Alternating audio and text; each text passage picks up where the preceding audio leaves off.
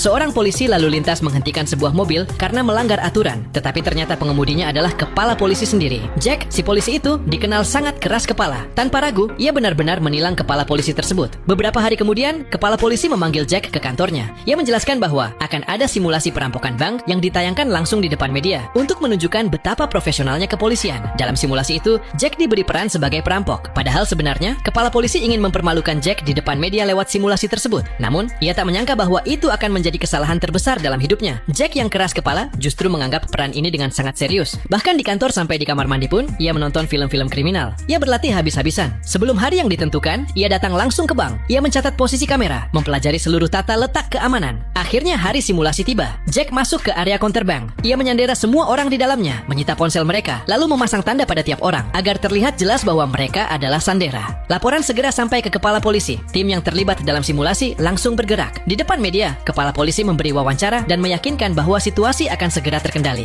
Diam-diam, ia menelepon Jack dan menyuruhnya berakting lebih realistis. Tetapi Jack salah paham. Di kepalanya hanya ada satu hal, menjadi perampok yang sempurna. Ia mengunci semua pintu bank, menutup tirai, dan memblokir kamera agar tak ada yang bisa melihat ke dalam. Melihat itu, kepala polisi mulai panik. Ia segera menelepon Jack dan mengatakan tidak perlu membawa simulasi sejauh itu. Namun Jack berpikir, itulah yang akan dilakukan perampok sungguhan saat terpojok. Ia berhenti mengangkat telepon dari kepala polisi. Di dalam bank, seorang sandera wanita mulai marah. Ia berteriak pada Jack dan mengatakan bahwa ia sudah keterlaluan. Jack melakukan apa yang menurutnya akan dilakukan perampok. Ia memasang sebuah tanda pada wanita itu. Di luar, kepala polisi berusaha mencegah situasi lepas kendali. Ia memerintahkan tim polisi masuk lewat jalur brankas. Namun mereka tak tahu, Jack sudah siap. Dari dalam, Jack bisa melihat setiap pergerakan polisi lewat monitor. Ia mematikan sistem ventilasi brankas. Udara di dalam mulai menipis. Tak lama kemudian, para polisi yang terjebak mulai kesulitan bernapas. Di detik-detik terakhir, Jack membuka pintu brankas. Para polisi keluar sambil terengah-engah dan langsung diberi tanda tewas. Hingga malam tiba, semua masih tertahan di sana. Kini, polisi tak punya cara untuk menyelamatkan para sandera. Yang awalnya hanya diliput media kecil, kini menjadi berita nasional. Seharian penuh para sandera tak makan apapun. Wanita yang sebelumnya diberi tanda tidak sadar kembali membuat keributan.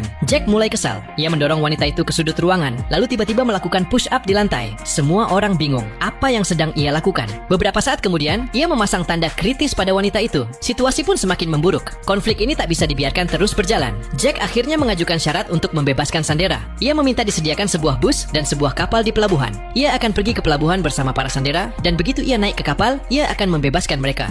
Jika kepala polisi benar-benar mengizinkan Jack pergi sampai ke kapal, itu berarti satu hal yang jelas. Simulasi telah berakhir, dan polisi telah kalah.